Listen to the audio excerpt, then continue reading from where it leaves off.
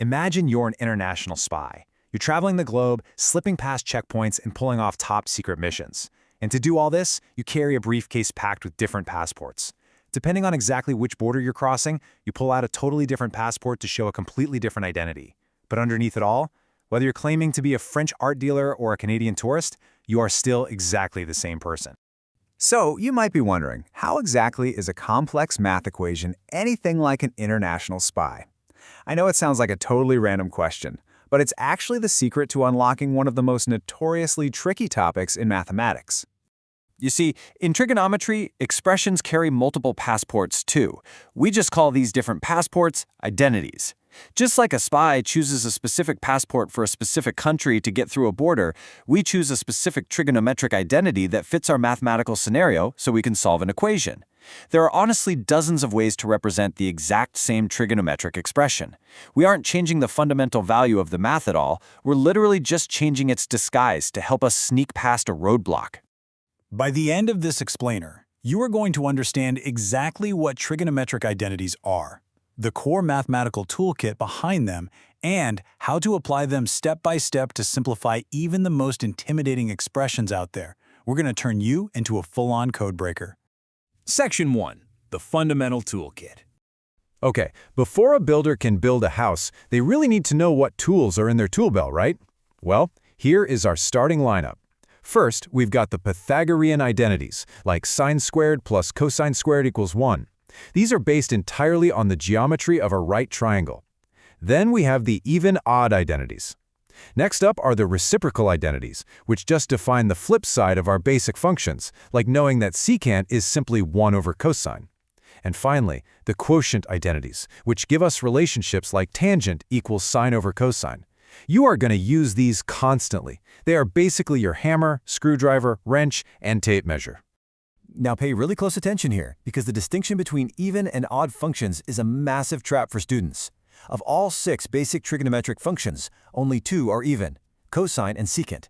That means if you feed them a negative angle, like negative theta, they just completely absorb the negative sign.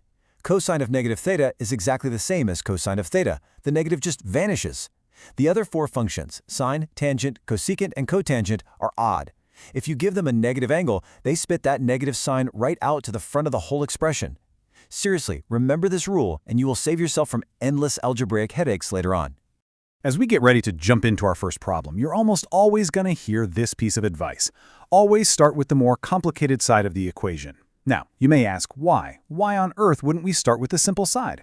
Well, it just comes down to mechanics. It is always easier to break down, factor, or simplify a messy, complex expression than it is to magically build up a simple one from scratch. We are trying to simplify, not complicate.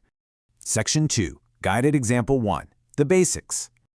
Let's put that new toolkit to work. Say we want to verify that tangent theta times cosine theta equals sine theta. Step 1. We start on the left, because tangent times cosine is definitely the messier, more complicated side. Step 2. Let's change its passport. We know from our quotient identity that tangent is exactly the same thing as sine divided by cosine. So let's just swap that in. Now our equation looks like sine over cosine multiplied by cosine. Step 3. The cosines cancel each other out beautifully, leaving us with just sine theta. The left side now matches the right side perfectly. Verification complete. Now, I usually hear a pretty specific question from students right about here. Wait a second, you just canceled those fractions out? Can I really just use normal algebra here? And the answer is a massive, resounding yes. This is a crucial point. Identities do not replace algebra. They rely completely on it. Algebraic techniques are your absolute secret weapon here. Factoring, finding common denominators, creating perfect squares. These are the exact same skills you mastered in basic algebra. They're just wearing a trigonometric disguise. One of the most powerful algebraic patterns to rely on is the difference of squares. You know the one, a squared minus b squared equals a minus b times a plus b. This isn't just some random math trick. It's a pattern used universally in engineering, architecture, physics, you name it. Recognizing this specific algebraic pattern hiding inside a trigonometric equation is going to save you huge amounts of time. Section 3. Guided Example 2. Algebraic Tricks. Let's look at how this algebra directly translates to trig. Take a look at the expression 4 cosine squared theta minus 1. At first glance, sure, it looks like a pure trigonometry problem. But let's look at it through our algebra lens.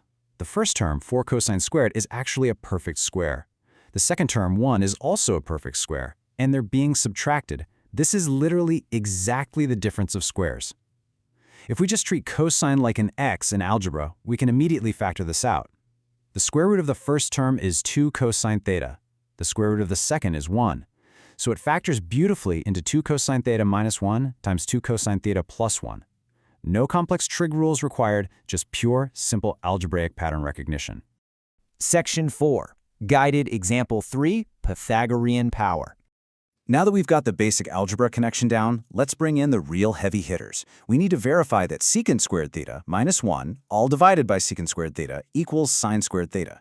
Okay, starting on the messy left side, look closely at that numerator, secant squared theta minus 1.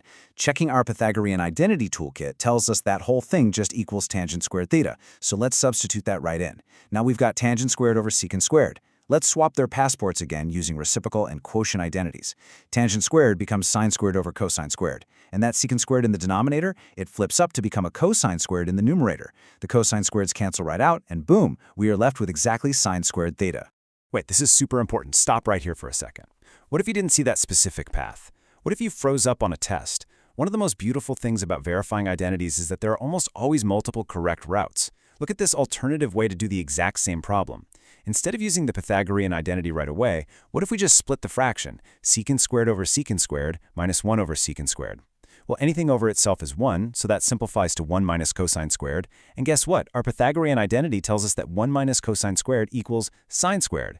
Two totally different paths, exact same destination. Honestly, don't be afraid to be creative with these. Section 5. Summary and Final Challenge. All right, before we wrap up, let's quickly summarize the key takeaways we've uncovered today. Consider this your ultimate codebreaker checklist. First, know your toolkits inside and out. Pythagorean, even odd, reciprocal, and quotient identities. Second, always attack the complicated side of the equation first. Third, lean heavily on your algebraic patterns, especially the difference of squares. They are basically your best friends here. And finally, remember there are multiple paths to solve these problems.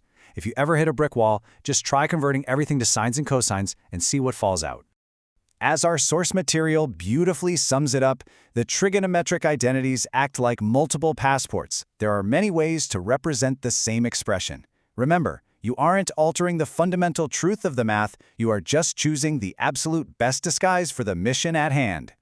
So, now that you've mastered the fundamental passports, you might be wondering, what happens when you need to add or subtract entirely different angles inside those functions? Well, you're going to need a few more tools for your tool belt. Are you ready to add sum and difference identities to your toolkit? We're going to tackle that exact puzzle in our next explainer.